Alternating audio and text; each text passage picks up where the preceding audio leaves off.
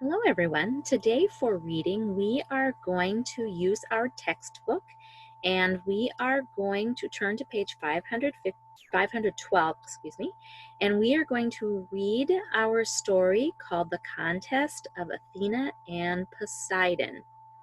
So if you could turn to that page, and you will see on my screen is our story.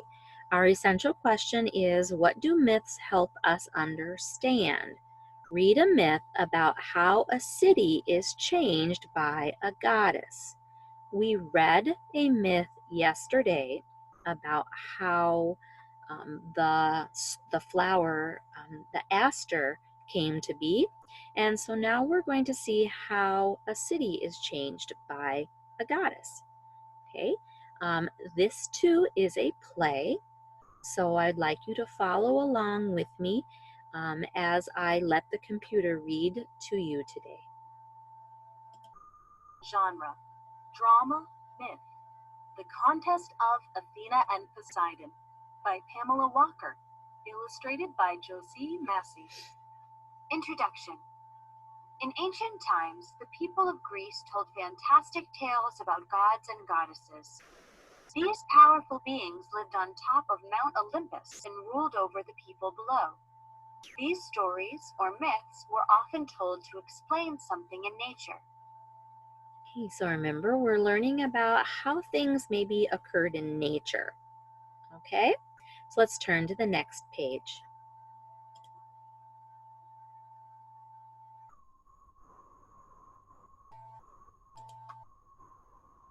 The Contest of Athena and Poseidon explains the origin of olive trees, or how the first olive tree came to be. It tells why the tree has always been a beloved plant of the Greek people. If you sail the blue waters to visit Greece today, you will find that the olive tree still thrives, just as it did in days long ago. Setting: Ancient Greece. Characters: Narrator: King Cecrops, a good king who is half man and half snake. Poseidon, god of the sea. Athena, goddess of wisdom. Lycos, the attendant to King Cecrops. Citizen 1, Citizen 2, Citizen 3. King Cecrops, Poseidon, Athena, Lycos.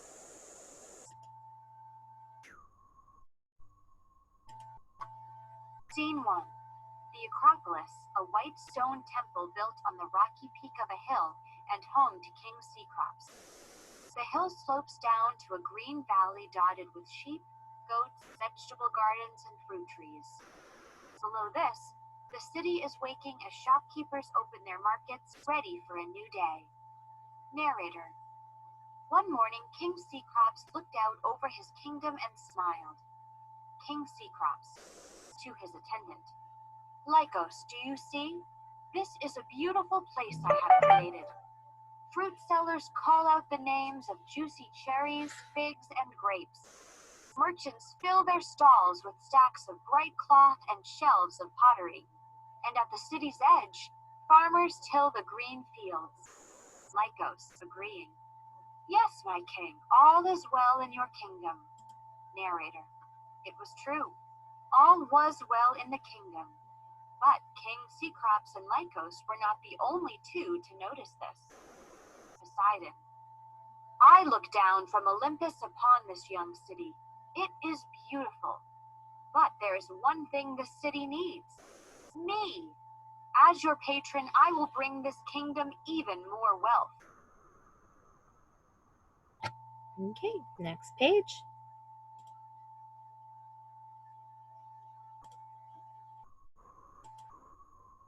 Narrator: In those days, it was common for gods or goddesses to claim a city. This meant they would look after the city and its people. In return, they wanted the city named for them. That morning, Athena heard Poseidon's loud claim to the young city and challenged him. Athena, amused: You, Poseidon? These are gentle people. They need a patron who is good and wise. Lycos, to King Cecrops: It is no surprise that your kingdom has caught the eye of two powerful immortal beings. King Cecrops. Yes, but the question is who will make the better patron of this fair land? Poseidon angrily shouting, "There is no question. I will be the patron of this city."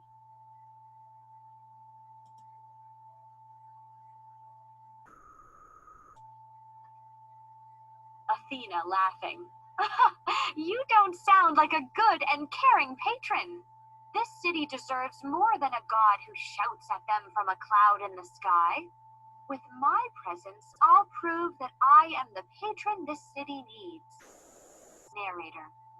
Suddenly, wise Athena appeared on the steps of the Acropolis next to the stunned King Cecrops and Lycos. Rarely would gods or goddesses come down from their home high above the clouds. Yet there stood the beautiful Athena in her shimmering robe. Poseidon appears on the steps next to Cecrops and Lycos. "I will do anything to prove that I am the patron of this city." Okay, next page. Scene 2. A large meadow near the temple. King Cecrops, Lycos, and a gathering crowd of people from the kingdom watch as Poseidon and Athena face each other. King Cecrops, looking alarmed, "Shall we settle this in a peaceful way? Anger often develops into a raging battle. No one wants that. Let's find a way to see eye to eye on this matter before it's too late." Poseidon, lifting his trident high, "A battle, you say? Yes, that is the only fair way to decide."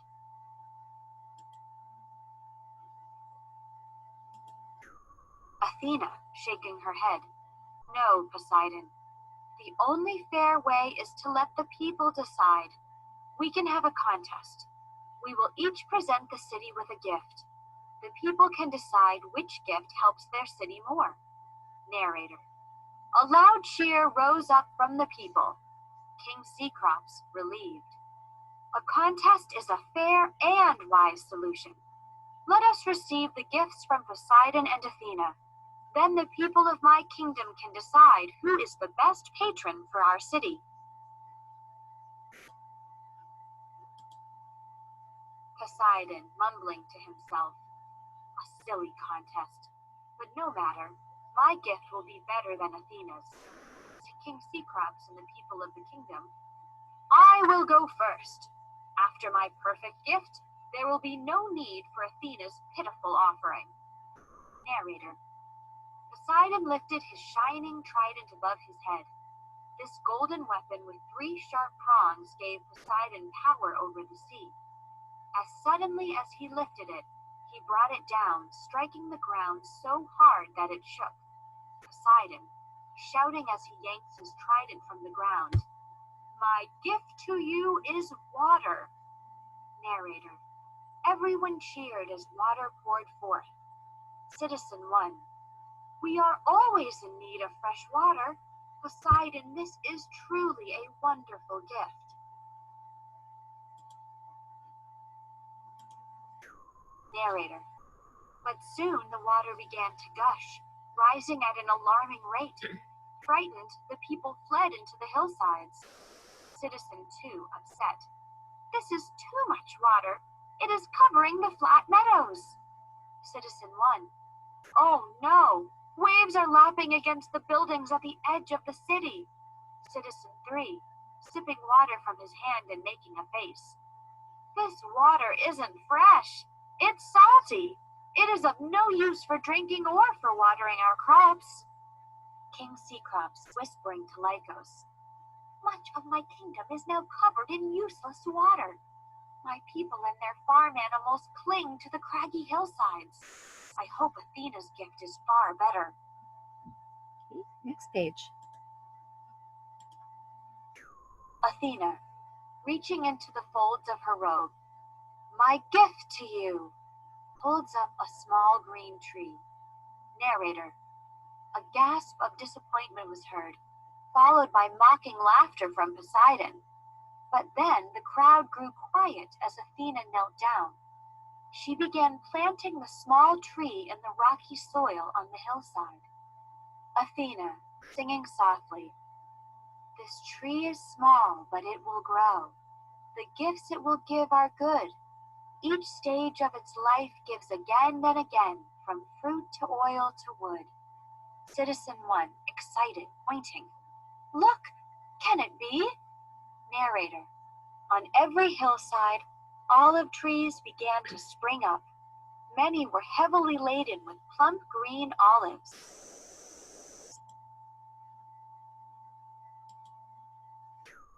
Athena, singing softly, "The wood of these trees is hard and lasts for many, many years. The trees bear olives. They are tasty to eat, and their oil is the best in all the lands." Citizen 2, "Think of the olives we can eat and the oil we'll be able to make." Citizen 3, "Our people will benefit from this gift always. Athena wins." Narrator, a loud cheer rang through the hills as people called out Athena's name. Poseidon, angry about the decision, left amidst a grumble of thunder.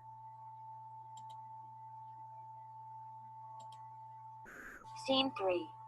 The Acropolis overlooking Athens. Groves of olive trees dot the hillside. A gentle sea breeze rustles the leaves. Baskets of olives overflow on the steps of the temple. Narrator, many years have passed since the contest between Athena and Poseidon. True to her word, Athena was a good and wise patron. The city named for her, Athens, became one of the finest cities in the ancient world. King Cecrops to his attendant, "Lycos, do you see? With Athena as our patron, this kingdom thrives like never before. People around the world want our olives. We can't ship them fast enough." Lycos, "Yes, my king, and we send out more than 100 jugs of olive oil each day.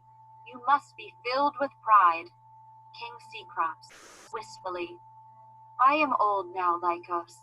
I am wealthy beyond measure. I have more jewels than any king could desire. But there is only one jewel that I have loved, and that is my sparkling Athens." Narrator, a few days later, King Cecrops died. As was his wish, he was buried beneath an olive tree overlooking the city he loved. The goddess who loved the city as much as the good king wept. Athena's tears soaked into the roots of the olive tree, and because of that, it never died. In fact, that tree lives on today. Okay, the end. Tomorrow we're going to take a look at the story again, and we're going to be answering some questions and looking for some evidence in our story. Okay, have a great day, everyone.